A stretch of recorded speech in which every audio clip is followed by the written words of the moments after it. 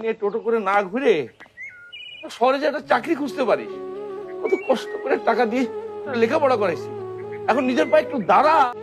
ভালো করে তাকাই দেখেন, নিজের পায়ে দাঁড়াই আছি। ফালতু কথা বলেন কেন? আমি টোটো করে ঘুরি, সারাদিন তো শহরেই যাই চাকরির খোঁজে। চাকরি তো আর আমাদেরকে স্যালুট দিয়ে বলবে না কাম কাম, আসো আসো।